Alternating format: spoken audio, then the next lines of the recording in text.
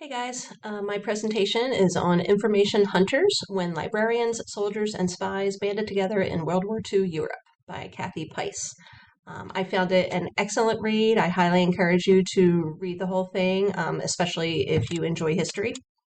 So, Kathy Pice is the Roy F. and Jeanette P. Nichols Professor of American History at the University of Pennsylvania. She's a fellow of the Society of American Historians. Much of her scholarship has focused on the study of gender and sexuality in American culture.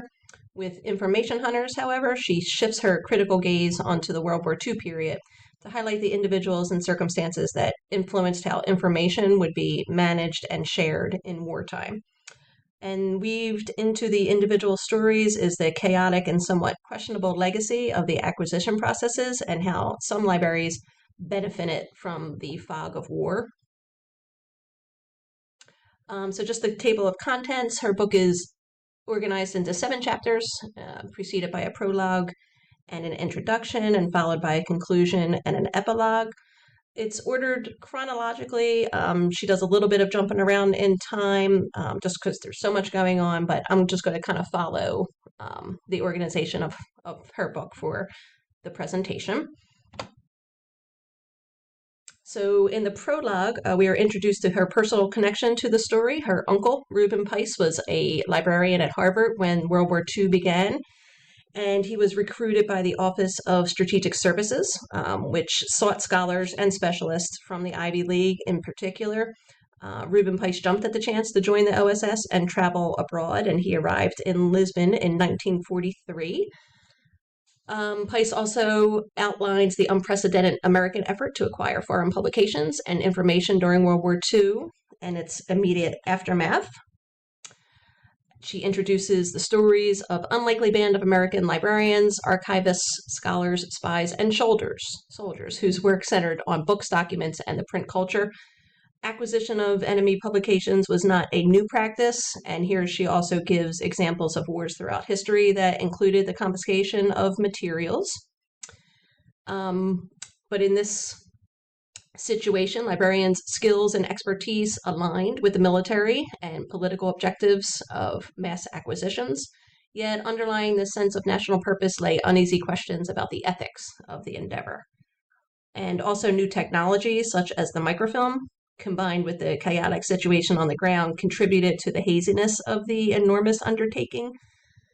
The goal was to find and preserve books for national security, military planning, and post-war reconstruction, but in the fight against fascism and the attempt to, quote, denazify Germany, objectives and methods were often improvised and inevitably scrutinized. This kind of reminded me, I connected this to the idea of interdicting knowledge we discussed earlier in the semester. Peter Gallison with Removing Knowledge reminds us that interdicting knowledge is an attempt to impede its transmission, and he acknowledges that to accomplish the goal of secrecy is an extraordinarily difficult task. So in chapter 1, Pice highlights the relationship between the Librarian of Congress, Archibald MacLeish, and William Donovan. These were the two kind of main characters who kind of set this whole thing into motion. Kathy Pice also suggests that it's not too far-fetched to say that the origins of America's vast intelligence apparatus can be traced to their conversations in early 1941. At the time, the destruction of books was prevalent, and people were very worried about threats to culture. She highlights the German burning of the Leuven Library in Belgium and later book burnings in Nazi Germany as compelling examples. The Leuven Library was actually rebuilt, with Americans making the largest contribution, but it was destroyed again by the German army in 1940. Many other libraries were targeted and destroyed in the war, as well as places of cultural significance, including churches, museums, and historic sites. And all of this contributed to Americans' desire to collect and preserve books, especially MacLeish, who declared that, quote, librarians must become their advocates and defenders. So in chapter 2, Pice discusses the challenges that they faced, which were numerous, but they soon realized that their main product was information, so they set about to organize it accordingly. In the process, the line between their work and the world of secret intelligence became blurred. Apparently, wartime Lisbon was the place to be. In this world, Americans were innocents abroad, inexperienced at gathering information, and very outmatched by the British and German operations. But the American librarians started making the rounds of bookstores and shops, and they placed subscriptions. They bargained with the locals who wanted magazines in return, and the operation was in full gear by 1943. The operation also expanded beyond Europe and included places like India and China. In Chapter 3, Pice outlines just the enormous collecting effort that occurred during the final stages of the war. Obviously, numerous challenges and just landscapes of destruction kind of shaping their collecting practices.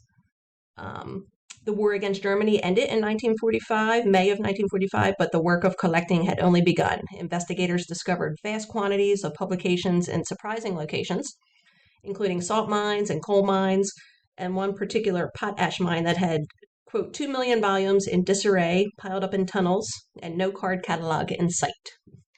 And that's actually a picture on the right that is in the book. It does have several pictures such as this throughout.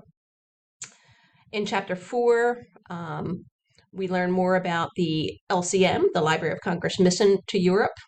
The international book trade was in shambles, and the Library of Congress sent more agents to Europe to procure foreign works, ideally 3 copies of every wartime publication. The LCM acquired about 1.5 million books and periodicals and other materials in its short existence, and Pice outlines a cooperative plan that would divide the works according to scholarly fields and distribute them to libraries across the United States. So it was kind of an arrangement designed to address both the needs of the military and the library world. In the beginning, the LCM was really just a one-man show. Reuben Pice, he kind of navigated the military bureaucracy and arranged for the basic needs of the mission. But it was very overwhelming. He traveled constantly and faced all kinds of challenges and destroyed environments in post-war Germany. Questions were also raised about the mission's activities. There was one clear case of an LCM member who crossed the line. His name was Max Loeb. He used his military standing and the Library of Congress name to acquire books, which he then sold in his New York bookstore.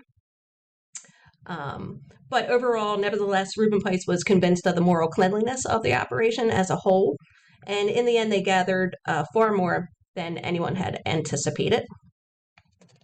In Chapter 5, Pice introduces another dilemma. The alliance between the military and the Library of Congress produced tons of material for American libraries, and it kind of quieted the clamor of research libraries to send their own agents to hunt for books, all except one. The Hoover Library went its own way with its own unique team of collectors. The American public knew little of these missions until 1948, with the news that Doubleday would publish the diaries of Joseph Goebbels. It turned out that the Hoover Library was behind the acquisition, and it raised editorial questions like what right has an individual American citizen during Allied occupation to obtain possession of documents of such obvious historic interest as Goebbels' diaries and bring them to this country. President Truman had asked Hoover to lead a famine emergency committee because of the situation in Europe, and during his food mission, his collectors were also there trying to secure materials for his library, but the LCM actually worked to block those collectors in Germany. And Reuben Pice did not like Hoover. He called him a mountain of hypocrisy and warned that, quote, there will be other food experts acting as scavengers. So eventually an agreement was reached where there was just one representative from the Hoover Library to the LCM. But it's clear that some libraries benefited more than others. The Hoover Library built a significant collection on Germany, fascism, and World War II, and it was the only private institution that succeeded in penetrating war zones and military occupation, sometimes in an official capacity and other times surreptitiously. In Chapter 6, we move on to the very controversial Order Number 4, which would confiscate and destroy any and all material of a, quote, Nazi or militarist nature. And the public noticed. It was a front page story that Americans were burning books. American libraries, the ALA, and the American public reacted strongly to the order, seeing themselves as defenders of free speech and the democratic debate. However, others continued to hold the view that Nazi books were toxic and would continue to poison the minds of future generations. And the order was a public relations disaster for the military and the LCM, who had a supervisory role in the execution. But the outrage kind of disappeared, and in the end, the Library of Congress received about, and American libraries and universities altogether received about 2 million publications. But as it turned out, they garnered little public interest.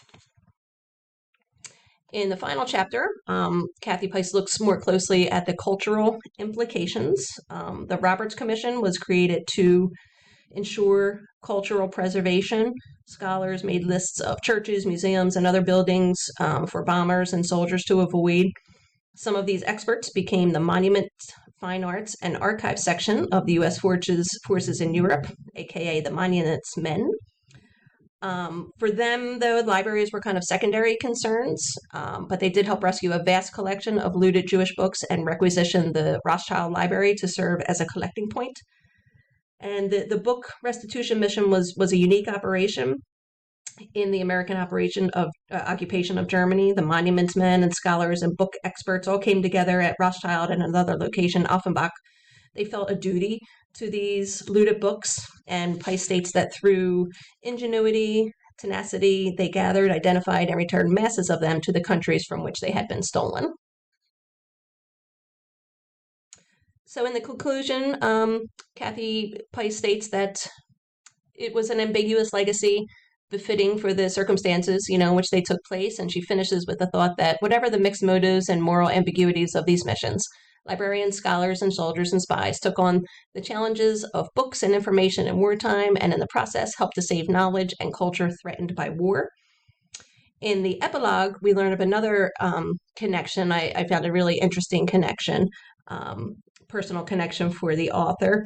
She owns a book, a very rare book. It was published in 1663, and it was given to her by her father. He had received it in the early 1950s from his brother, Reuben Pice, who at that time was sick and dying.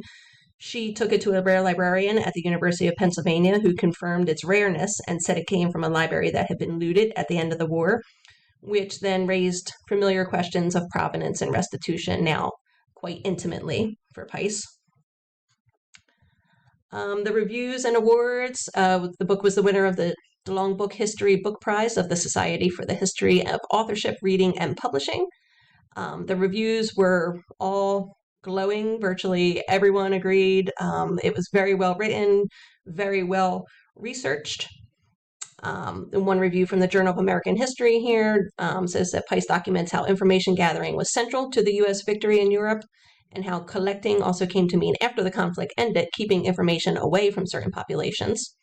It changed the course of the war, Pice convincingly argues, and made an imprint on the post-world of books and information.